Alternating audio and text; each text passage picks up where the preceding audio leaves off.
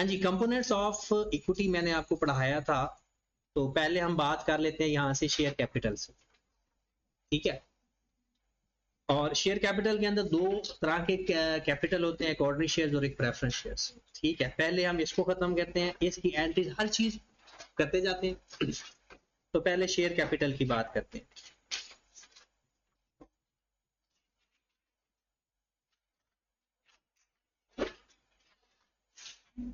Share capital दो type का होता है, एक ऑर्डिनरी शेयर्स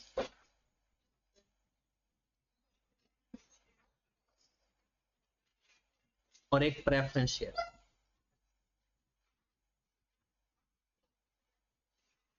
इनके बारे में मैंने 4 फर्क बताए थे, ठीक है, वो आपको पता होने चाहिए। वैसे ही पहला फर्क, ऑर्डिनरी शेयर्स का डिविडेंड वेरिएबल होता है और प्रेफरेंस शेयर्स का फिक्स होता है। एक डिफरेंस मैं दोबारा अब लिखवाऊंगा नहीं, क्योंकि वो लेक्चर में आपको शेयर कर दूंगा, वहां पर मैंने लिखवा भी दिया। दूसरा इसमें फर्क होता है वोटिंग राइट का। ऑर्डिनरी शेयर होल्डर को वोटिंग राइट होता है, किस चीज का वोटिंग राइट? कोई डिसीजन लेना है कंपनी के, कोई बड़ी इन्वेस्टमेंट करनी है कंपनी ने, या किसी भी किस्म का कोई मेन डिसीजन लेना हो जिसमें शेयर होल्डर इन्वॉल्व होते हों, उसमें ऑर्डिनरी शेयर होल्डर के पास राइट है कि वो उसके हक या ना हक में फैसला दे सकते हैं। प्रेफरेंस शेयर होल्डर को ये कोई हक नहीं है। तीसरे नंबर पर होता है right on profit. Right on profit. अब देखो ना, शेयर होल्डर को मिलना होता है डिविडेंड। डिविडेंड किसे कहते हैं? प्रॉफिट डिस्ट्रीब्यूशन को। ये प्रॉफिट डिस्ट्रीब्यूट करना होता क्या है? जब कंपनी साल एंड होता है ना, कंपनी का नेट प्रॉफिट फाइंड होता है, कुछ पैसा चला जाता है रिटेन अर्निंग के अंदर। रिटेन अर्निंग किसे कहते हैं?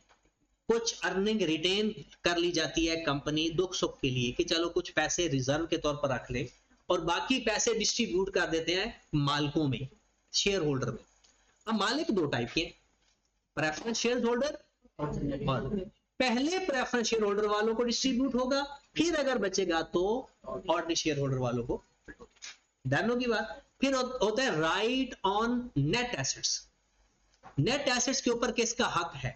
मतलब ये है, अब देखें वो किसकी बात कर रहे हैं। जब कंपनी डिसॉल्व होती है ना, तो जो कंपनी के एसेट्स पड़े होते हैं वो भी तो मालिकों का हक है ना। तो मालिकों का हक किस हद तक होता है? जितना उन्होंने पैसा इन्वेस्ट किया होता है। उस पर भी पहले सारे शेयर होल्डर, अपने शेयर होल्डर नहीं, पहले सारे बैंक क्रेडिटर वगैरह अपना पैसा निकाल लेंगे, फिर जो एसेट्स बच जाएंगे, बाकी पर रह गए दो तरह के लोग, preference share holder, ordinary share holder.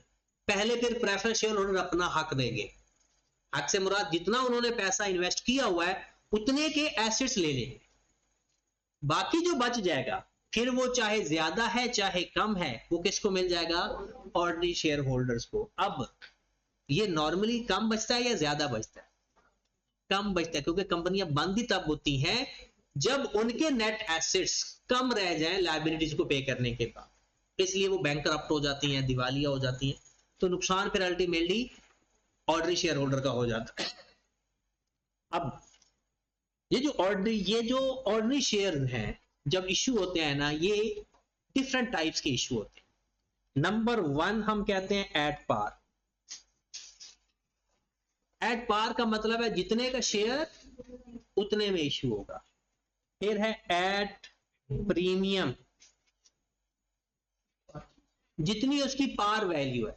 Par value किसे कहते हैं? 100 रुपए का शेयर, 100 रुपए के ऊपर पार वैल्यू है। अगर 100 रुपए का शेयर 120, 150, 160, 500, 600 का बिकेगा, वो जितना अपनी फेस वैल्यू से ऊपर पे बिकेगा उसे क्या बोलेंगे? प्रीमियम। और होता है एट डिस्काउंट। ठीक होगी बात। उसके बाद जो प्रेफरेंस शेयर होते हैं, ये भी दो टाइप के होते हैं। एक होते हैं इररिडीमेबल,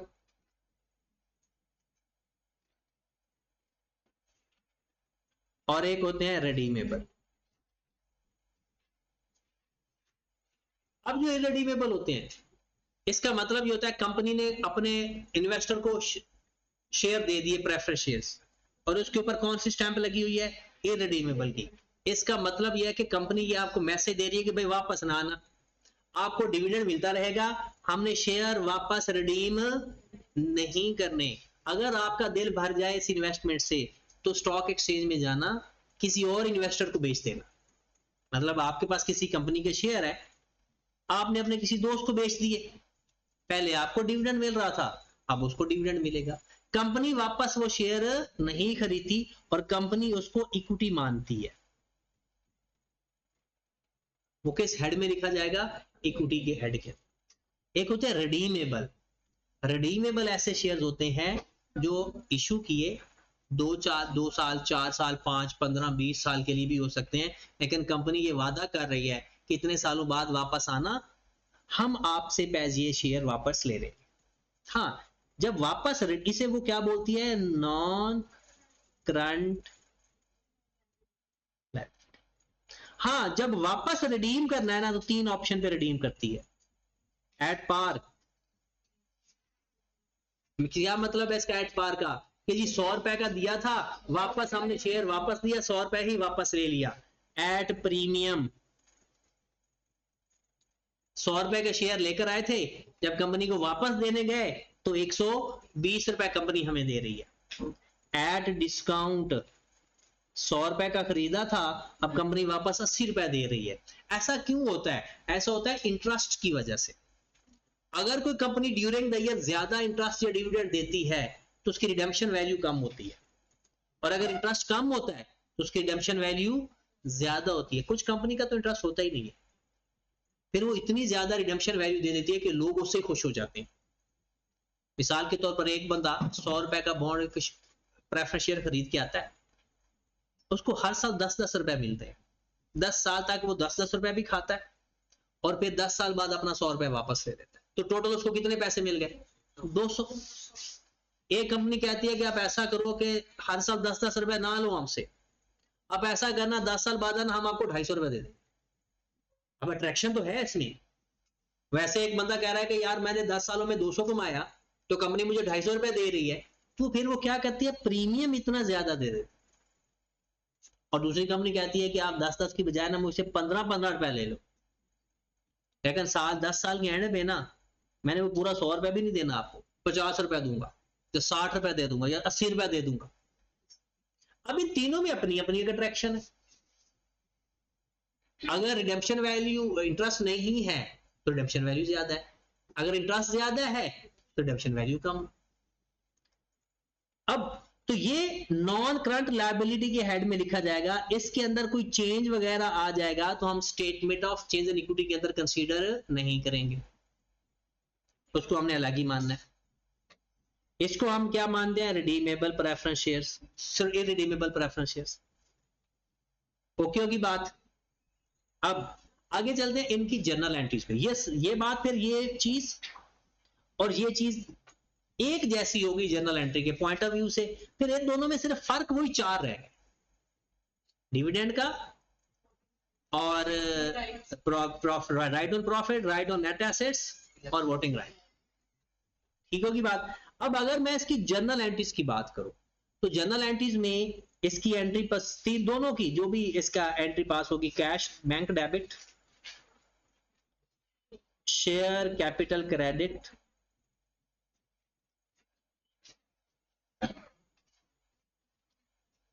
अगर होगा एट पार, फिर bank debit, share capital credit, share premium credit 130 रुपए, 100 रुपए। और इसका मतलब क्या है भला? कि आपका शेयर प्रीमियम पे गया है, आपका शेयर प्रीमियम पे गया है, एट प्रीमियम। और अगर आप एंट्री पास करें बैंक डेबिट 90 से, शेयर प्रीमियम या रिटेन अर्निंग 10 रुपए, शेयर कैपिटल सॉरी एट। तो ये बात तो एक पक्की होगी ना कि आपका जो शेयर कैपिटल है ना वो हमेशा अपनी फेस वैल्यू पे ही क्रेडिट होता है, चाहे एट पार हो, चाहे एट प्रीमियम हो, चाहे एट डिस्काउंट। एट प्रीमियम होगा तो प्रीमियम का अलग से अकाउंट बन जाएगा, एट डिस्काउंट होगा तो शेयर प्रीमियम से माइनस हो जाएगा या रिटेन अर्निंग से माइनस होगा। ठीक होगी बात? आगे चलते हैं। ये तो बात होगी, अभी ये शेयर्स की ना सारी बातें कंप्लीट कर लेते हैं। एक होते हैं राइट शेयर्स।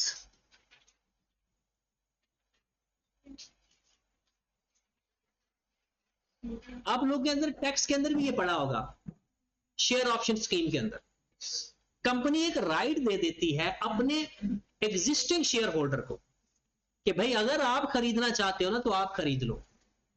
तो कुछ कंपनी के जो शेयर होल्डर के जो मालिक होते हैं ना वो राइट खरीद के खुद एक्सरसाइज कर लेते हैं, कुछ अपना राइट आगे सेल भी कर देते हैं। लेकिन ये वो मुसलमान है जिन्होंने राइट खुद एक्सरसाइज करना, ये जो राइट शेयर्स हैं ये खुद खरीदेंगे। वो राइट बेचने वाला हाँ आई कैप दे सकता है कॉन्सेप्ट कि भाई ये टैक्स भी तो साथ पढ़ के आते हैं, लेकिन टैक्स का कॉन्सेप्ट कम ही आएगा। भला क्यों? क्योंकि ये इस तरह से है ना, कैफ 1 कैफ 2, कैफ 1 के अंदर कैफ 2 का कॉन्सेप्ट नहीं पूछा जाएगा, कैफ 2 के अंदर कैफ 1 का कॉन्सेप्ट पूछा जा सकता है। ये जो इसकी नंबरिंग है ना ये बड़ी इंपॉर्टेंट है, आई कैप ने बड़े सोच समझ के नंबरिंग रखी हुई है। मतलब कैफ 3 के अंदर आप लोग, कैफ 3 कॉस्ट अकाउंटिंग है, अब कैफ 3 के अंदर आपका टैक्स का कोई मामला पूछा जा सकता है, और एफआर 1 का तो होता ही है। एफए 1 के तो 3-4 चैप्टर है उसके अंदर, शामिल है प्रॉपर इन्वेंट्री वैल्यूएशन वगैरह और ये सारी चीजें हैं, जनरल एंट्रीज भी हैं सारी उसके अंदर, तो वो तो है ही। लेकिन कैफ 1 के अंदर कैफ 3 की कोई बात नहीं पूछी जाती, ये इस नंबरिंग का फायदा होता है। तो राइट शेयर्स में आपके पास क्या है कि राइट है कि आप शेयर खरीद ले at less than fair market value. यहां पर बहुत सारे लोग ये समझते हैं कि शायद 100 रुपए वाला एसेट 90 रुपए का या 95 रुपए का या 99 रुपए का मिलेगा, नहीं। इसका मतलब ये है कि जो 100 रुपए का शेयर मार्केट में 130 रुपए का बेच रहे हो, इन लोगों को 120 का, 125 का, 115 का, 110 का मिल सकता है। तो राइट शेयर, पहली बात तो share issue to existing share holder, shares issued to existing shareholder, normally it's less than fair market value।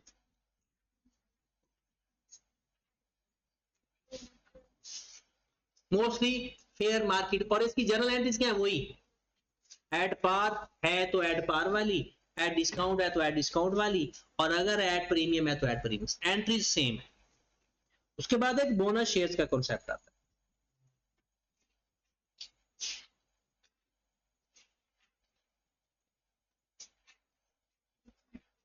हाँ जी, बोनस शेयर्स। बोनस शेयर्स के बारे में लिखा हुआ है, मैंने पहले भी बताया था कि उस डेफिनेशन से मैं मुतमिन नहीं। जो ये लिखा हुआ है ना बोनस शेयर्स की, पता है डेफिनेशन क्या लिखी है लॉ के अंदर? Share issued without consideration. ये कैसे हो सकता है? विदाउट कंसिडरेशन का मतलब है कि कंसिडरेशन के बगैर तो कॉन्ट्रैक्ट ही नहीं होता। तो कंसिडरेशन इसके अंदर होती है। ये अकाउंटिंग के अंदर तो शायद ये डेफिनेशन मान ली जाए, क्योंकि अकाउंटिंग में लोग कंसिडरेशन को कुछ और मानते हो, लेकिन बाय लॉ ये डेफिनेशन गलत है। लेकिन इंटरेस्टिंग बात यह है कि कंपनी लॉ के अंदर भी यही डेफिनेशन लिखी हुई है, bonus share, share issued at without consideration. हालांकि ये होना चाहिए शेयर इशूड विदाउट कैश, क्योंकि देखें ना, आपने बोनस देना किसको देना है? जिसने अच्छा काम किया। इसका मतलब है सबको शेयर क्यों नहीं दे रहे हो? कोई ना कोई तो कंसिडरेशन है, उसने आपको फायदा दिया, उसने आपको बस यानी बाकियों से बेहतर कमा के दिया, इसलिए आप उसको दे रहे। ये बोनस शेयर दिए जाते हैं डिविडेंड की बजाय, डिविडेंड के मुतबादल, कि डिविडेंड देना था पैसे, तो मैनेजमेंट ने फैसला किया कि इस दफा डिविडेंड नहीं देते, तो उनको शेयर दे देते उतने ही पैसों के। इसका मतलब है डिविडेंड की जगह शेयर बोनस दे रहे हो। तो इसकी डेफिनेशन अब जाहिर सी बात है जो आपकी बुक के अंदर लिखी हुई हम पढ़ेंगे तो वही कि शेयर इशूड विदाउट कंसिडरेशन, लेकिन ये हमेशा एट फेस वैल्यू होते हैं। स्पेशल इसलिए लिखवाया कि पेपर में एक दफा उसने मार्केट वैल्यू भी दे दी थी, तो फिर भोली तबीयत के मालिकों ने मार्केट वैल्यू भी ले ली थी, तो ये चाहे मार्केट वैल्यू गिवन हो या ना गिवन हो, इसको हमेशा फेस वैल्यू पे लेते हैं। हाँ, ये होते दो टाइप के हैं, एक होते हैं इन प्लेस ऑफ डिविडेंड और एक होते हैं other than dividend.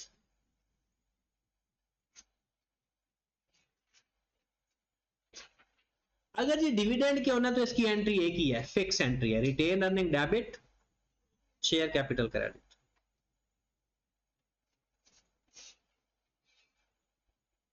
Retain earning debit, क्योंकि डिविडेंड का एक ही आउटफ्लो का जगह है रिटेन अर्निंग, क्योंकि वो प्रॉफिट में से देना होता है और प्रॉफिट रिटेन अर्निंग को कहते हैं। और अगर अदर देन डिविडेंड है तो फिर ये कहां से जाएगा, शेयर प्रीमियम से। और अगर शेयर प्रीमियम नहीं पड़ा तो retain earning to share capital. ये बेसिकली जो डेबिट क्रेडिट होता है ना, ये प्लस माइनस होता है। इक्विटी डेबिट हो रही है तो माइनस, इक्विटी का कोई कंपोनेंट क्रेडिट हो रहा है तो प्लस, क्योंकि इक्विटी बाय डिफॉल्ट क्रेडिट होता है ना। इक्विटी का कोई भी एलिमेंट क्रेडिट होगा तो प्लस, डेबिट होगा तो माइनस। क्लियर होगी बात। बोनस शेयर्स की ये दो ही एंट्रीज है। उसके बाद हम बात जाते जाते डिविडेंड की भी कर लेते हैं।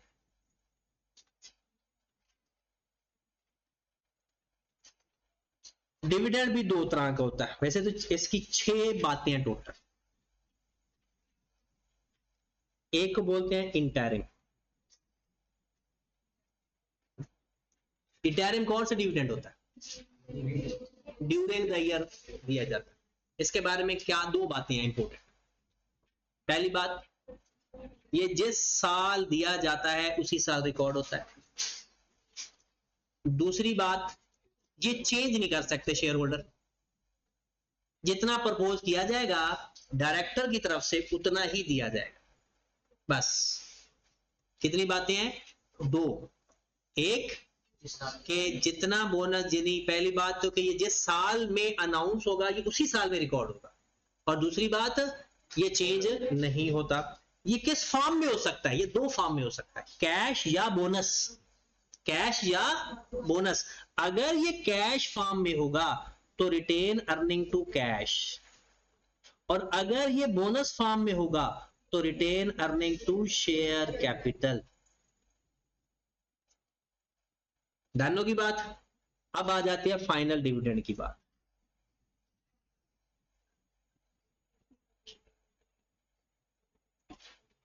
इसके बारे में भी दो ही बातें हैं। पहली बात, ये जिस साल का होता है अगले साल रिकॉर्ड होता है, जिस साल होता है फॉलोइंग ईयर, सब्सिक्वेंट ईयर में रिकॉर्ड होता है, एक बात। दूसरा, मेंबर्स, शेयर होल्डर्स इसको कम कर सकते हैं, ज्यादा नहीं कर सकते। मतलब अगर डायरेक्टर ने कहा जी 4 रुपए ले लो, आप 4 रुपए तक गुजारा करो या 4 से कम कर सकते हो, 5 रुपए का नहीं कह सकते। अगर कह भी दोगे तो किसी ने सुननी नहीं, रिकॉर्ड फिर भी 4 रुपए हो। तो फिर हम ऐसा कह देते होते हैं कि लोअर ऑफ, कि जो बोर्ड ऑफ डायरेक्टर पेश करता है और जो अप्रूवर होती है उसमें से जो लोअर है ना वो पे होती है, क्योंकि ये कम तो कर सकते हैं, ज्यादा नहीं कर सकते। दो बातें कौन सी, पहली बात जिस साल का है अगले साल रिकॉर्ड होता है, और दूसरी बात शेयर होल्डर इसको कम कर सकते हैं, ज्यादा नहीं कर सकते, और इसकी एंट्री सेम है, रिटेन अर्निंग टू कैश या retain earning to share capital. Okay होगी बात। फिर उसके बाद ये पी शेयर्स के डिविडेंड की बात कर रहा हूं, प्रेफरेंस शेयर्स के डिविडेंड के बारे में। वो दो टाइप के होते हैं, cumulative, non cumulative.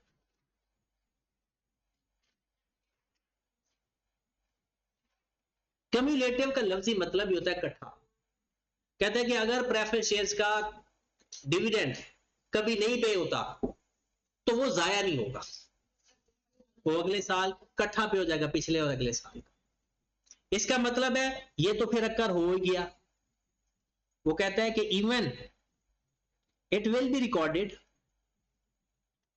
it will be recorded even declared or not.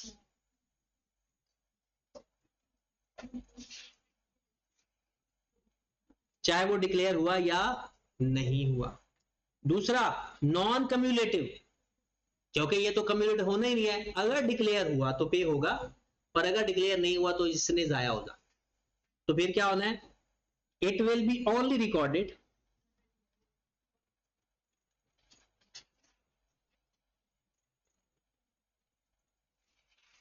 If declared.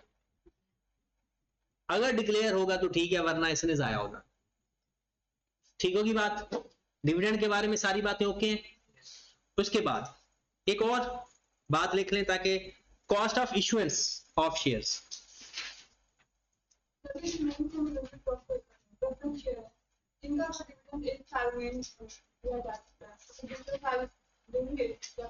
Non cumulative, cumulative नहीं होता,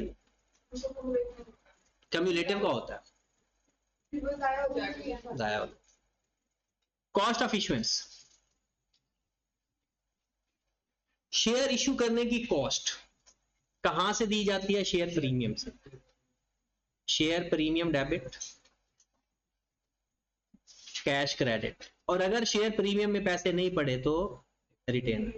रिटेन करने का मतलब फिर एक्सपेंस है हमारा, कहते हैं कैपिटल एक्सपेंस शेयर प्रीमियम से दिया जाता है, और अगर शेयर प्रीमियम नहीं है तो फिर रिटेन है।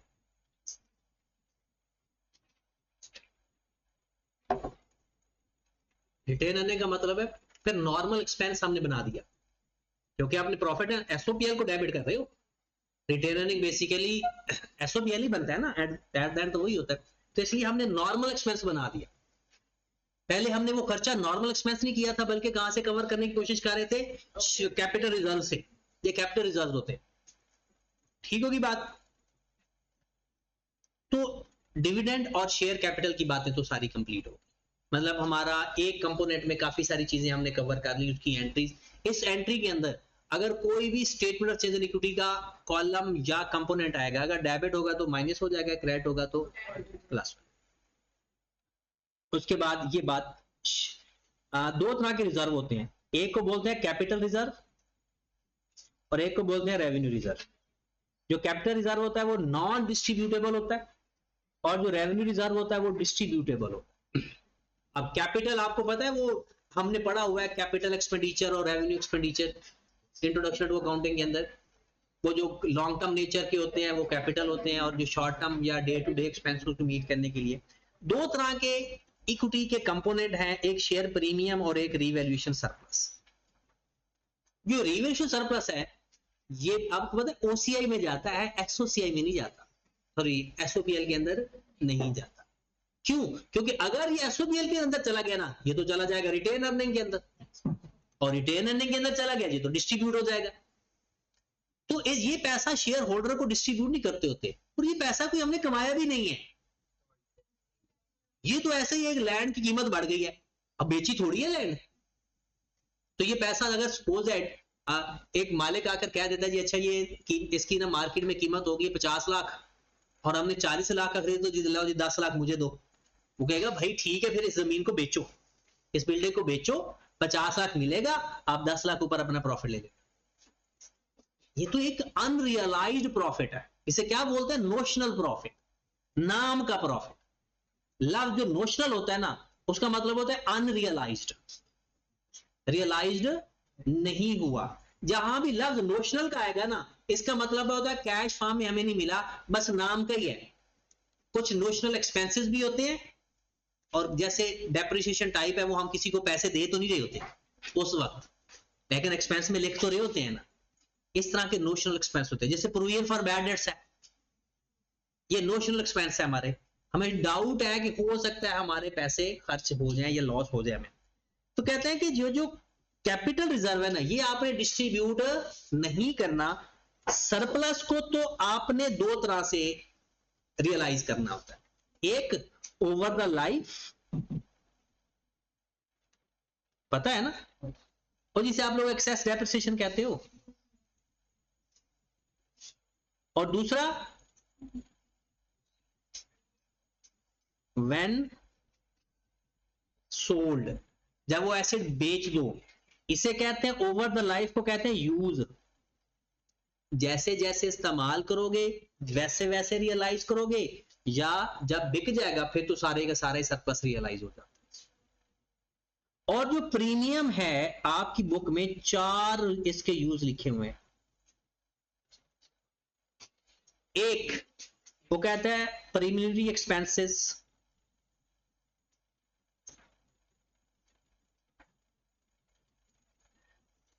ये कौन से खर्चे होते हैं? जो कंपनी को सेटअप करने पे शुरू में खर्चे आते हैं ना, इनिशियल एक्सपेंडिचर, वो सारे खर्चे अगर वो आपने राइट ऑफ करने हैं तो कहां से कर सकते हो? शेयर प्रीमियम में से। दूसरा इशुएंस कॉस्ट,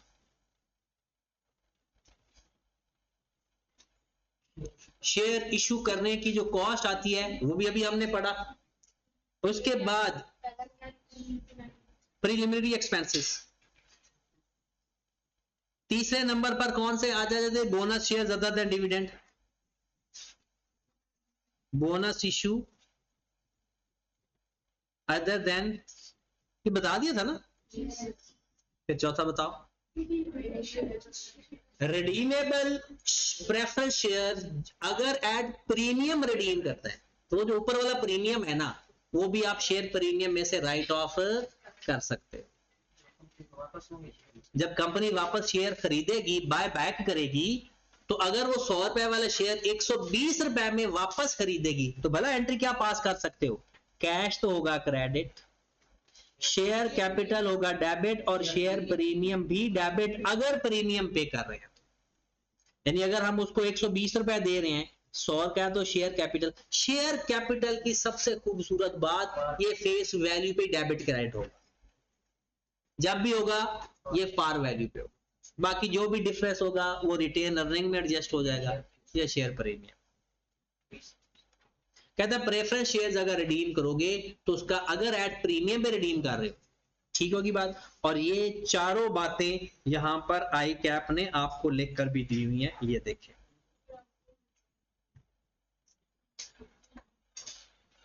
किताब में तो पूरी अकाउंटिंग लिखी हुई है, फिर भी हम पढ़ रहे हैं तो इसलिए कि वो इसलिए पढ़ते होते हैं क्योंकि इसका मतलब सिखाना होता है। और इंटरेस्टिंग बात यह है कि ये IS 1 के अंदर बात नहीं लिखी हुई, बल्कि कहां लिखी हुई है? Company act 2017 section 81 prescribe the share premium accounted may be used. कहां पे? Right of the preliminary expenses, right of the issuance of share, in providing the share premium on the redemption any redeemable, or for issuance of bonus shares other than preliminary operating expense। हाँ जी, preliminary Google में लिखना जाके। Operating expense होते हैं ये जो salary, ये जो बिजनेस चल रहा होता है ना, उस वक्त जो खर्चे आ रहे होते हैं। प्रीलिमिनरी एक्सपेंस होते हैं जो शुरू में आते हैं, जब बिजनेस अभी ऑपरेशन से पहले, अभी बिजनेस ऑपरेशन में आया ही नहीं, उससे पहले आप अगर कोई बिजनेस सपोज आप एक दाल चावल की रेडी लगाते हो, अब दाल चावल जब खरीदोगे वही ऑपरेटिंग एक्सपेंसेस हैं। अब उससे पहले रेडी कुछ जगह का इंतखाब करोगे, वहां पर वो सारा कुछ सेटअप बनाओगे, वो प्रीलिमिनरी एक्सपेंसेस। चलिए सॉरी, आपने प्रेफरेंस शेयर्स का पता है? रिडीमेबल प्रेफरेंस शेयर क्या होता है? रिडीमेबल प्रेफरेंस शेयर, एक कंपनी शेयर जब वापस लेगी, अगर वो प्रीमियम पे लेगी, मतलब 100 रुपए का आपको बेचा था कंपनी ने शेयर, वापस आपको 120 रुपए दे रही है, तो 20 रुपए एक्स्ट्रा दे रही है, तो जो 20 रुपए एक्स्ट्रा वो शेयर प्रीमियम से पे ऑफ करे। In providing for premium payable on the redemption of any redeemable preference shares. Premium payable कब? On redemption of the redeemable preference shares. Redeemable preference share की रिडेम्पशन के ऊपर जो premium payable होगा उसके लिए भी आप ये इस्तेमाल कर सकते हो। ये statement of change in equity के स्टैंडर्ड में नहीं लिखा हुआ, ये कहां लिखा हुआ है? द कंपनी एक्ट 2017 जो पाकिस्तान के अंदर अप्लाई होता है। अब तो ये पूरे दुनिया में यही अप्लाई होता है, क्योंकि ये यहाँ पर कहीं नहीं लिखा हुआ पाकिस्तान का ये ऑर्डिनेंस है, ये कंपनी एक्ट है। मतलब जो जो इस कंपनी एक्ट को मानती है वो सारी इसी तरह के इस्तेमाल करती है। ठीक होगी बात। उसके बाद जो रिवर्स सरप्लस है उसके बारे में आपको पहले से ही पता है। रेवेन्यू रिजर्व, वो रिजर्व जिसको आप डिस्ट्रीब्यूट कर सकते हो, जिसको आप ड्यूरिंग द ईयर इस्तेमाल कर सकते हो। 3 तरह के होते हैं। एक तो हो गया रिटेन अर्निंग, ये कहाँ डिस्ट्रीब्यूट होता है, ये तो जगह जगह इस्तेमाल हो रहा है। अब देखो जहां भी शेयर प्रीमियम खत्म होता है रिटेन अर्निंग डेबिट हो रहा होता है, डिविडेंड इससे पे होता है, इश्यूएंस कॉस्ट इससे पे हो सकती है अगर पैसे ना पड़े हो, प्रेफरेंस शेयर्स के रिडम्पशन प्रीमियम इसमें से पे होगा अगर शेयर प्रीमियम ना हो, बोनस शेयर इससे पे होगा अगर शेयर प्रीमियम ना हो, तो डिविडेंड तो इससे पे होना ही होना है। ठीक होगी बात। उसके बाद है जर्नल रिजर्व। जर्नल रिजर्व हर साल प्रॉफिट में या रिटेन अर्निंग में से कुछ पार्ट ट्रांसफर किया जाता है जर्नल रिजर्व। अगर मैं इसकी एंट्री बताऊं ना रिटेन अर्निंग की, रिटेन अर्निंग की तो सारी एंट्रीज आपने पढ़ी हुई हैं। अगर आपने जनरल रिजर्व की एंट्री देखनी है तो रिटेन अर्निंग डेबिट होता है और जनरल रिजर्व क्रेडिट होता है। Retain earning debit, general reserve credit. अब जनरल रिजर्व कहीं इस्तेमाल होगा फिर क्या होगा, एंट्री जनरल रिजर्व डेबिट हो जाएगा और जिस पर्पस के लिए वो इस्तेमाल हो रहा है वो क्रेडिट। उसके बाद है स्पेसिफिक रिजर्वेशन, जैसे कि डिविडेंड इक्वलाइजेशन रिजर्व, ये भी डिस्कस हो गया था, डिविडेंड इक्वलाइजेशन रिजर्व। अच्छा, आपको पता है जब हम डिविडेंड देते हैं तो जी प्रॉफिट ज्यादा होगा तो ज्यादा डिविडेंड, प्रॉफिट कम होगा तो कम डिविडेंड। जो शेयर होल्डर होते हैं ना नॉर्मली भोले से लोग होते हैं, मतलब बहुत कम लोगों को पता होता है अंदर की बातों का। जैसे सपोज दैट कल को आप एक कंपनी में बैठ जाते हो या किसी के ब्रोकर बन जाते हो किसी कंपनी के, और लोगों को फंसाते हो कि यार इस कंपनी में इन्वेस्टमेंट करो। जो बंदा इन्वेस्टमेंट करेगा वो जाहिर सी बात है कौन होगा, पढ़ा लिखा तो होगा नहीं। जिसको कंपनी के बारे, अगर वो पढ़ा लिखा है तो वो खुद इन्वेस्ट कर लेगा, आपको क्यों दरमियान में डालेगा, क्योंकि आपने भी तो कमीशन रखना है। तो वो भोले लोगों को फंसाया जाता है। अब उन्हें ये भी नहीं पता डिविडेंड क्या होता है या नहीं होता, वो बस ये कि ठीक है यार शेयर खरीद लेते हैं। वो कहता है जी अच्छा, बाप दादा की जमीनें होती हैं वहां से पैसे पूसे आ जाते हैं, वहां से वो बंदा फिर इन्वेस्टमेंट करता रहता है। अब सपोज दैट उसको पहले साल हर शेयर के ऊपर कोई 20 रुपए पर शेयर डिविडेंड मिला और उसने कोई 10,000 शेयर खरीदे हुए थे, उसको 2 लाख का डिविडेंड आ गया। कहता ये तो बहुत अच्छा मशवरा दिया। अगले साल भी 2 लाख आ गया। अब हुआ ये कि उससे अगले साल कंपनी के हालात खराब हुए, वो 10 रुपए का डिविडेंड उन्होंने अनाउंस किया, अब उसे 1 लाख मिला। वो बड़ा बंदा गुस्से में आ गया, कहता यार ये बड़ी अजीब बात है, जैसे जैसे टाइम गुजरता है लोगों की तनख्वाहें बढ़ती हैं, मेरी तनख्वाह कम हो रही है। अब उसे ये भी तो नहीं समझाया जा सकता कि भाई कंपनी को प्रॉफिट कम हुआ तो आपको तो प्रॉफिट बेस के ऊपर रखा हुआ है, आप तो मालिक हो कंपनी के असल, तो ज्यादा प्रॉफिट होगा तो ज्यादा हिस्सा मिलेगा, कम प्रॉफिट होगा तो कम हिस्सा मिलेगा। लेकिन उसको ये बात समझ, वो कहता मुझे मालिक ना बनाओ, मुझे 2 लाख रुपए। तो फिर कंपनी की जो मैनेजमेंट बैठी है ना वो फिर ये करती है कि एक रिजर्व क्रिएट करती है, डिविडेंड इक्वलाइजेशन रिजर्व। अगर सपोज दैट कंपनी को प्रॉफिट हुआ 20 रुपए, उन्होंने कहा ऐसा करो मालिकों को दो, भोले लोगों को 15 रुपए पर शेयर के हिसाब से, जो इनका 50,000 है ना वो इधर ट्रांसफर कर दो डिविडेंड इक्वलाइजेशन रिजर्व के। फिर अगले साल ही 20 रुपए होगा, उन्हें कहा इनको दो 15 रुपए और 50,000 किधर ट्रांसफर कर दो इधर। अगले साल हुआ 10 रुपए, अब उनको कितना पहले डिविडेंड जा रहा है, पहले साल भी 1.5 लाख, दूसरे साल भी 1.5 लाख, तीसरे साल 1 लाख बांधा है। वो कहते हैं यहां से 50,000 इसमें ऐड करके ना इसको 1.5 लाख ही पूरा करके दे दो, ताकि इनकी तनख्वाह पूरी रहे, इनको टेंशन ना हो। तो फिर वो क्या करते हैं, अगर डिविडेंड ज्यादा हो, उनको ज्यादा बन रहा हो तो फिर ज्यादा नहीं देते, वो रिजर्व में रख लेते हैं कि कल को बुरे हालात में उनको डिविडेंड इक्वल रहे, तो को ज्यादा अप एंड डाउन ना हो, तो जिसकी वजह से ज्यादा मसाइल ना पैदा। ये जो लोग नहीं कहते कि जी इतने पैसे डूब गए इन्वेस्टर्स के, वो इसलिए डूबते हैं जब कंपनी का प्रॉफिट कम होता है तो उन्हें पैसे ही कम मिलते हैं, तो ऊपर वाले पैसे फिर यही जब वो कंपनी डाउनफॉल में जाती है तो शेयर की वैल्यू भी तो गिर जाती है। आपने कैपिटल गेन पढ़ लिया होगा यकीन, कैपिटल गेन भी तो यही है कि जब शेयर आप बेचते हो तो शेयर बेच के अगर आपको कम पैसे मिलते हैं तो आपको नुकसान हो जाता है। आपने ज्यादा इन्वेस्ट किए थे, अगर आपने 10 रुपए से शेयर खरीदा था और आज उसकी वैल्यू 4 रुपए रह गई है तो 6 रुपए का आपका कैपिटल लॉस है। क्लियर होगी डिविडेंड इक्वलाइजेशन रिजर्व की बात। उसके बाद डिविडेंड हो गया हमारा, शेयर कैपिटल, ऑर्डिनरी शेयर, ये एक नजर पढ़ लेना तो ठीक है, नहीं पढ़ना तो आपकी मर्जी है। शेयर प्रीमियम की बात होगी, सरप्लस, जनरल रिजर्व हो गया, रिटेन अर्निंग, ये डिविडेंड इक्वलाइजेशन रिजर्व हो गया। जर्नल एंट्रीज ऑलमोस्ट काफी सारी हो गई हैं। अब हम डायरेक्ट क्वेश्चन पे जाने लगे।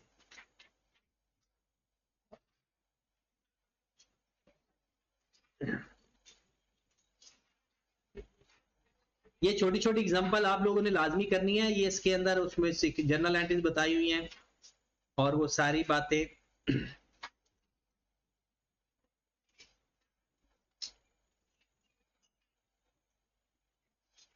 हाँ, इसके दो हिस्से होते हैं statement of change in equity के। एक को हम कहते हैं रिलेटेड टू द ऑनर, एक अदर देन ऑनर। ऑनर से मुराद ये है कि जब भी शेयर कैपिटल डेबिट या क्रेडिट होता है तो रिलेटेड टू ऑनर है। रिलेटेड टू ऑनर में क्या आएगा? शेयर कैपिटल, शेयर प्रीमियम, और उसके बाद आपका dividend, bonus shares, right share. और जो अदर देन डिविडेंड है वो आ जाता है प्रॉफिट फॉर द ईयर और रिवैल्यूएशन सरप्लस। जो ओसीआई और एसओसीआई है या एसओपीएल है वो है अदर देन ऑनर, वो तो ऑपरेशन होते हैं ना, बिजनेस ने कमाया होता है। और जो डायरेक्ट बिजनेस ऑनर के साथ होता है उसे हम कहते हैं कि ये बोनस शेयर दे दिए, राइट शेयर दे दिए, डिविडेंड दे दिया, ये सारे रिलेटेड टू ऑनर्स होते हैं। चले जी, ये एक फॉर्मेट है। फॉर्मेट तो मुझे नहीं लगता कि दोबारा करवाने की जरूरत है, हम डायरेक्ट क्वेश्चन करते हैं और उसके साथ फॉर्मेट भी हो ही जाएगा इंशाल्लाह। क्वेश्चन नंबर 10 से स्टार्ट करते हैं। एग्जांपल नंबर 10 है, पेज नंबर 252 है। आपके पास बुक है तो ठीक है, वरना यहां से देख लें।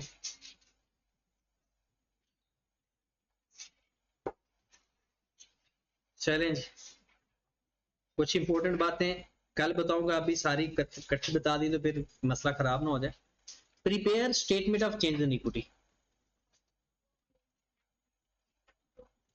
दिसंबर 2019 इंक्लूडिंग कंपैरेटिव। इससे कंपैरेटिव से क्या मतलब है? पिछले साल का भी बनाना है साथ ही। और column for the total is not required, फिर कॉलम बनाएंगे टोटल का। अच्छा, ये यहां से ही आपको देखकर कॉलम का अंदाजा हो जाता है। मोस्टली शेयर कैपिटल है, share capital, share premium, general reserve, retain earning, revaluation surplus, काफी सारे तो उसने दे दिए। इसमें एक डिविडेंड इक्वलाइजेशन रिजर्व नहीं है। और कौन सा मिसिंग है? बाकी ऑलमोस्ट सारे ही हैं। प्रेफरेंस शेयर्स कैपिटल नहीं है। चलें जी, बिस्मिल्लाह करते हैं। MKL कंपनी का नाम है, MKL।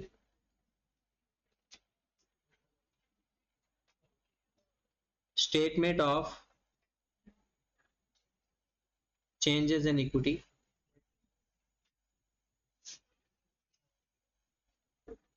For the year ended, क्या है ईयर एंडेड? दिसंबर। कौन सा साल लिखते होते हैं? Current year.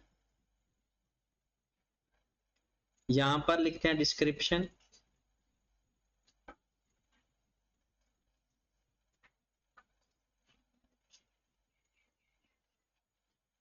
यहां पर लिखेंगे share capital,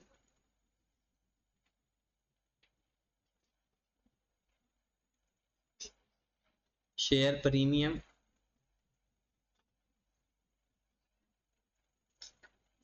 general reserve,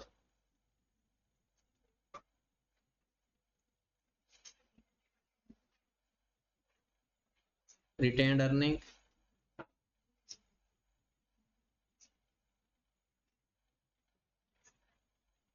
revaluation surplus,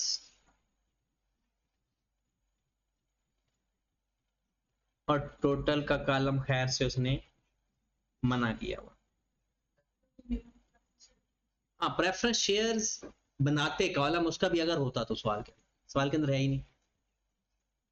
और यहां पर हम रुपीस इन 1000 जिस फॉर्मेट में भी होगा उस फॉर्मेट में लिख देंगे, 1000 में लिख देते हैं।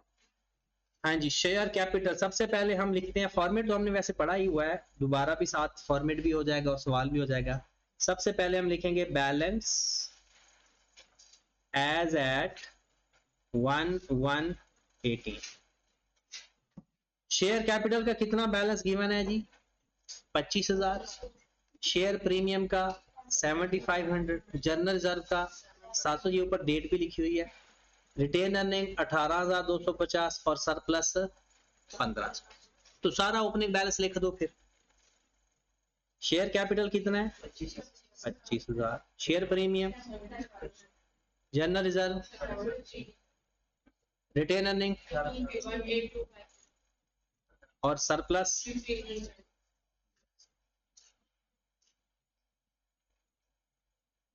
ठीक होगी बात जी। आगे चलते हैं फिर।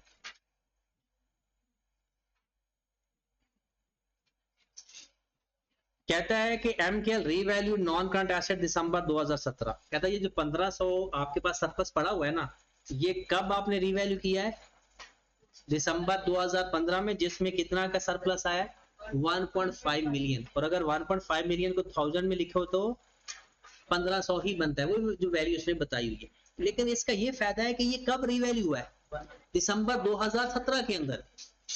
तो बताओ ये पिछले साल ये रियलाइज हुआ था या नहीं? पिछले साल दिसंबर में ये सरप्लस आया था, तो पिछले साल रियलाइज हुआ था या नहीं? अभी तो 1118 पे खड़े हैं ना, तो पिछले साल दिसंबर 17 ही है ना। तो दिसंबर 17 को रीवैल्यू मैंने किया, सरप्लस आया 1500, तो उस वक्त रियलाइज भी हुआ होगा या एज इट इज सारी अमाउंट ब्रॉड ऑन में आ रही होगी? सारी अमाउंट ब्रॉड ऑन में आएगी, क्योंकि इस साल के एंड पे जब रीवैल्यू होता है ना, तो उस साल रियलाइज नहीं होता। और कहता है रिमेनिंग लाइफ कितनी है? 10 साल। हाँ, अगर पिछले साल के शुरू में होता रीवैल्यू, तो 1 साल के लिए वो रियलाइज हो चुका था। पता चला? देखो ना, ये जो मौसम है ना, इस मौसम की सबसे बड़ी खराब बात ये होती है कि जब हब्बस होती है तो सुस्ती पैदा होती है, और जो बंदा सुस्ती पे कंट्रोल करता है, असल मुजाहिद वही है। वरना 90% लोग दिमाग बंद हो जाता है। और ये अगर आप कहोगे ना नहीं हमारे साथ तो ऐसा होता ही नहीं है, तो ये आप झूठ बोलते। हाँ, उसके बाद 2 ऑप्शन है, ये सबके साथ होता है। उसके बाद 2 ऑप्शन है, कंट्रोल है या फिर अपने आप उसको उस सुस्ती के हवाले कर दो। और अगर सुस्ती के हवाले कर दोगे तो फिर मैं जो मर्जी बोल रहा हूं, आपको कुछ नहीं पता चलता। आपकी बस आंखें खुली हैं, दिमाग आपका बंद है। और ये इस मौसम की सबसे बड़ी अच्छाई बुराई जो भी समझ लो, ये है सर्दियों के अंदर ज्यादा अच्छा पढ़ा जाता है। उसकी वजह ये नहीं होती कि वो, उसकी वजह होती कि ये जो हब्बस होती है ना, ये नहीं होती क्लास में के अंदर। वो जो हब्बस होती है ना, ये ज्यादा मेन प्रॉब्लम क्रिएट करती है। तो इसलिए इस हब्बस का मुकाबला भी करना होता है और अपने आप को थोड़ा एक्टिव रखना होता है किसी भी तरह से। या तो ऐसा करो, वो छोटी छोटी बोतलें ले लो, वो जो नहीं कपड़े इस्त्री करने के, थोड़ी देर बाद ऐसे मुंह पे शावर वो कर लिया, ठीक है नहीं कोई भी मामला। कुछ लोग अपने आप को ऐसे ऐसे टैप कर सकते हो अपने आप को, या साथ वाले को कह दो आपको टैप कर दिया करे, जैसी थोड़ी सुस्ती है। चलिए जी आगे देखते हैं। ये कोशिश करना है कि हमारा सवाल कंप्लीट हो जाए और हो भी जाना है अगले 5-10 मिनट में। The board of director of MKL has implemented policy transferring 5% of annual profit to general reserve each year. लो जी, ये भी उसने बता दिया कि जितना भी हर साल का प्रॉफिट होगा ना, उसका 5% हम किस में ट्रांसफर करेंगे?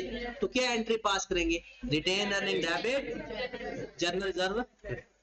आ जाए जनाब। कहता है मार्च 2018 के अंदर केएल ने राइट शेयर इशू किए। कितने? 1 right share for every 5 ordinary share. हर 5 के बदले 1 राइट। कितने रुपए का? 20 रुपए में। वापस चलो अपने सवाल पे। आपका शेयर की फेस वैल्यू क्या है? 10 रुपए। और ये राइट शेयर किस पे इशू हो रहा है? 20 रुपए का। इसका मतलब है जितना फेस वैल्यू से ऊपर है वो सारा प्रीमियम। पहली बात, आपके पास ये पड़े हुए 25,000, ये नंबर ऑफ शेयर्स है या उनकी अमाउंट है? ये तो अमाउंट है। इसको 10 पे डिवाइड करेंगे तो बाकी बच जाएगा, वो क्या होगा? नंबर ऑफ शेयर्स, क्योंकि 10 रुपए का एक शेयर है तो 10 से मल्टीप्लाई होकर के आया होगा ना। आपको चाहिए नंबर ऑफ शेयर्स, तो नंबर ऑफ शेयर्स कैसे फाइंड करेंगे? आपके पास 25,000 की अमाउंट है, उसको पहले 10 पे डिवाइड करो। रुपीज इन 1000 ले रहे हैं ना, अमाउंट सारी 1000 में ले रहे हैं। क्या हुआ? देखिए ना, अब जो अमाउंट आएगी वो 1000 में ही है।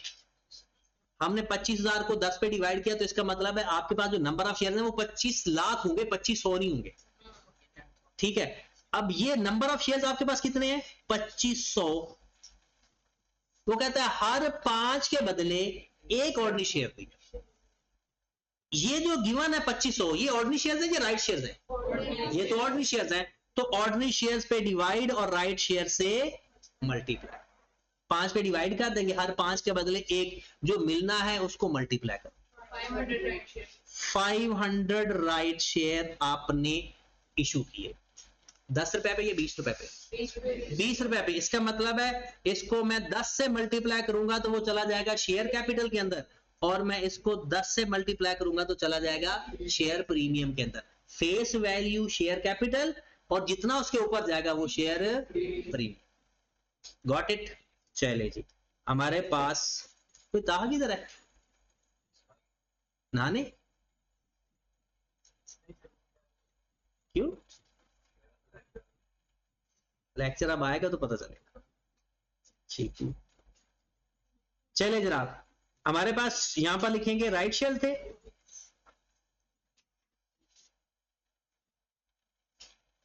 पांच सौ को किससे मल्टीप्लाई, 500 को मल्टीप्लाई किया था तो 5000, और इधर भी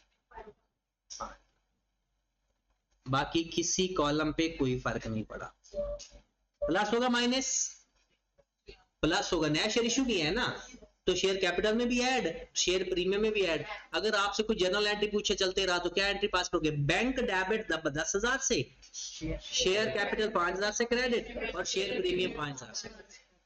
आप कहेंगे सर 10,000 किधर लिखा हुआ बैंक वाला? बैंक का कॉलम ही नहीं है, बैंक कंपोनेंट ही नहीं है इक्विटी का। आगे चलते हैं, अगली लाइन पढ़ते हैं।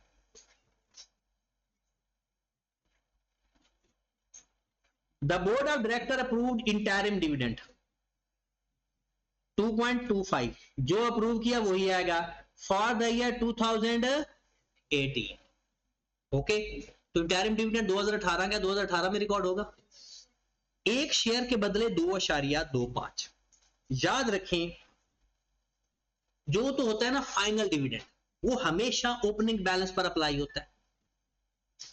बाकी सब कुछ अप टू डेट इस्तेमाल होता है। फाइनल डिविडेंड का किस पर अप्लाई होगा? ओपनिंग पर। बाकी up to the date. Up to the date का मतलब क्या है? इंटरिम डिविडेंड है ना, इंटरिम डिविडेंड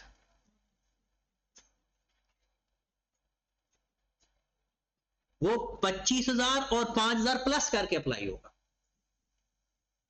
और अगर फाइनल डिविडेंड होता वो 25,000 पे, फाइनल डिविडेंड के अलावा कुछ भी अप्लाई होना है ना, वो कहां पर अप्लाई होना है? Up to the date. मतलब जब आप वो हेडिंग दोगे ना, उससे ऊपर जो कुछ पड़ा हो।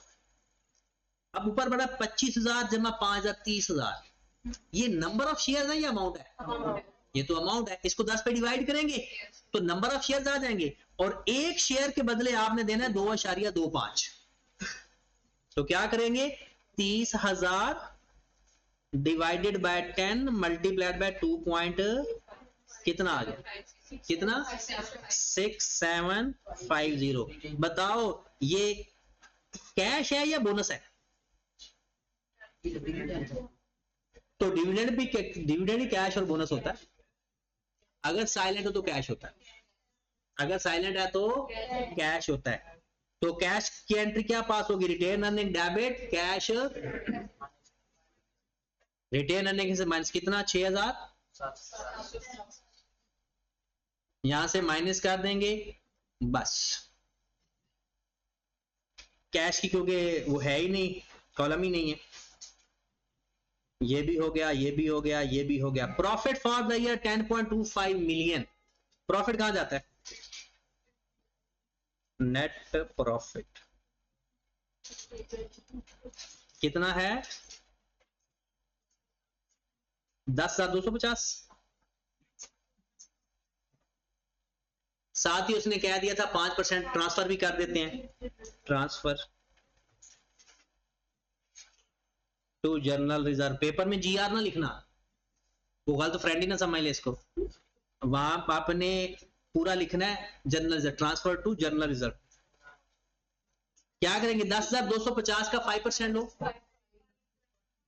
512 यहां ऐड हो जाएगा, 512.5 यहां से माइनस हो जाएगा। एक्सेस डेप्रिसिएशन, अक्सर बंदा ये भूल जाता है। एक्सेस डेप्रिसिएशन कैसे? सरप्लस पड़ा हुआ 1500 का और रिमेनिंग लाइफ भी 10 साल है, तो अब हर साल उसको 10 पे डिवाइड करके वो जो 150 आएगा वो उसकी एंट्री क्या पास होगी? Revaluation surplus debit retain earning credit. तो हर साल 150 यहां ऐड हो जाएगा और यहां से 150 अनटिल एंड अनलेस कि कोई और दोबारा रीवैल्यूएशन नहीं। लो जी, 2018 तो हो गया पूरा। अगर आगे देख लेते हैं कुछ है तो नहीं है, एक बात है। The board of director recommend final dividend for the year 2018। ये जो 2018 का डिविडेंड है ये 2018 में रिकॉर्ड ही नहीं होना। क्यों बोला? ये सब्सिक्वेंट ईयर में रिकॉर्ड होता है। 4.25 पर और वैसे भी 2019 में जाकर अप्रूव हो रहा है, which was duly approved by 31 मार्च को, तो ये तो होना है 2019 के अंदर। तो यहां तक 2018 की बातें खत्म होंगी। खत्म करते हैं इसको भी, हम क्लोज कर देते हैं।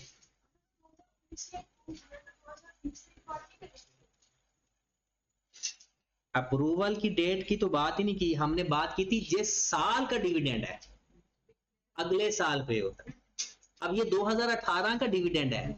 अब एक बात जरा ये अच्छी बात उन्होंने पूछी कि सर 2019 में अप्रूव हो रहा है तो इसको तो 2020 में जाना चाहिए। पहले तो मुझे ये बताएं कि क्या 2019 का डिविडेंड जब तक उसका साल खत्म ही नहीं हुआ, प्रॉफिट आया ही नहीं, तो उसका डिविडेंड कैसे बता सकते हैं फाइनल? ये जब अब जो फरवरी मार्च के अंदर डिविडेंड की बातें हो रही हैं 2019 के अंदर, ये 2019 का हो ही नहीं सकता, क्योंकि 2019 का साल खत्म होगा, ऑडिट होगा, वो सारी फॉर्मेलिटीज होगी, उसके बाद डिविडेंड की अप्रूवल की बात आएगी। तो ये फिर किस साल की डिविडेंड की बात हो रही है? ये 2018 का ही डिविडेंड है और रिकॉर्ड किस में होना है? 2019 में। चले जनाब, ये हम लिखे, इसको क्या लिखे? बैलेंस एज एट दिसंबर 18 जी।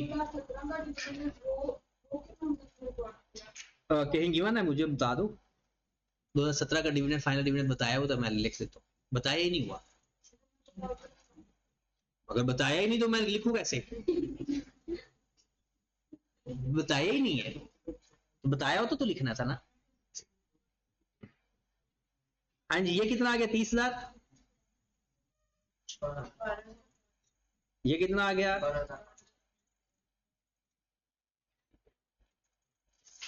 12,500।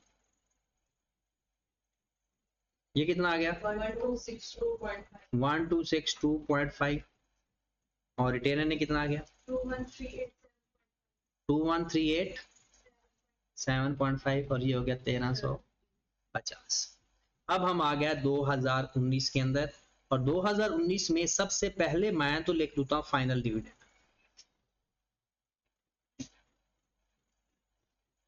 क्योंकि शुरू ही वहां से सवाल हो रहा है। 4.25 पर शेयर, तो इसका मतलब हमें नंबर ऑफ शेयर चाहिए, तो नंबर ऑफ शेयर फाइंड करके उसको मल्टीप्लाई कर दो 4.25 से। ये 30,000 है, इसको 10 पे डिवाइड करें तो 3,000 आ जाएगा, उसको 4.25 से मल्टीप्लाई कर दो। बोनस है या कैश है? कैश है, तो 1,2 डन, फाइनल डिविडेंड हो गया। The board of director approved bonus shares 20% outstanding on June 30th which were duly credited in the share on 31st August 2019 bonus shares है। अच्छा बोनस शेयर्स अगर बताए हूं तो ठीक है, और अगर ना बताए हूं तो अदर देन डिविडेंड होते।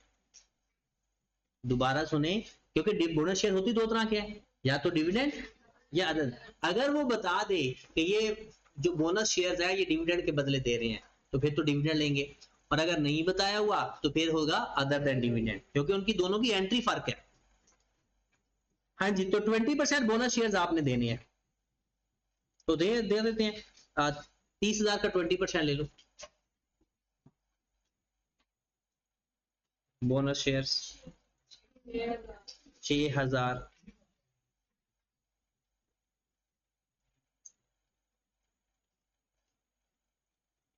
$30,000 का 20% ले लेंगे, क्योंकि board of director approve 20% outstanding shares of this. उसके बाद board of director approve interim dividend 1.25 पर शेयर। हाँ जी 1.25 पर शेयर इंटरिम। बोनस है कैश है? इंटरिम डिविडेंड कैश है। हाँ जी, तो 30,000 पे लेंगे या 36,000 पे? इंटरिम है 36,000। 36,000 को 10 पे डिवाइड करके 1.25 से मल्टीप्लाई कर दो।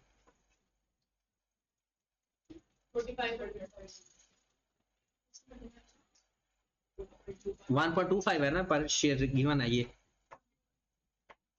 Profit for the year 12.5 12,500 profit 12,000 transfer, इसका 5% लो जरा, 12,500 का 5%, ये समय लगी। और एक्सेस डेप्रिसिएशन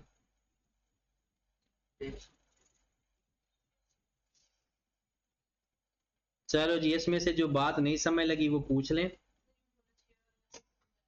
20% उसने कहा है बोनस शेयर दिया 20%, तो मैंने 30,000 का 20% लिया, 6,000 बना।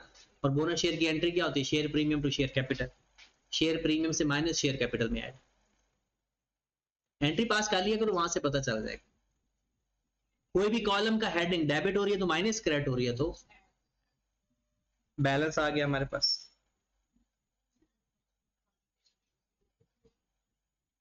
$36,000 6,500 इसमें ऐड करें जरा 18 और ये भी ऐड कर दें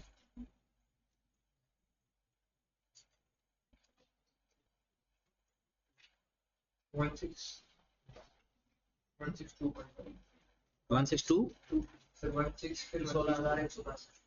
16,100 चलिए 5।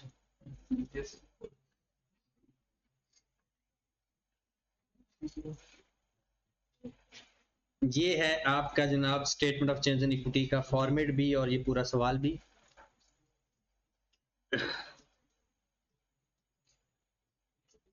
आठ एक नंबर का ये सवाल पेपर में अक्सर अकेला है तो 8 नंबर का आता है, 7-8 का। और अगर किसी के साथ मिल के आए तो फिर ये एक दफा 23 नंबर का भी आया होगा। ये आता है मिल के रेक्टिफिकेशन ऑफ एरर और IS 8 के साथ। आगे हमने करने भी वही है जी। क्या नहीं आ रहा? अच्छा नजर नहीं। कौन सा पहला साल या दूसरा?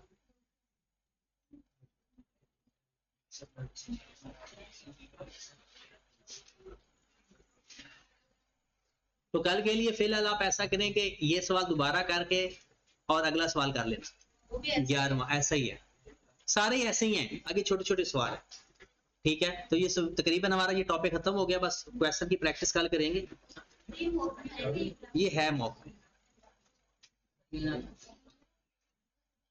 क्या हुआ? किसी का तो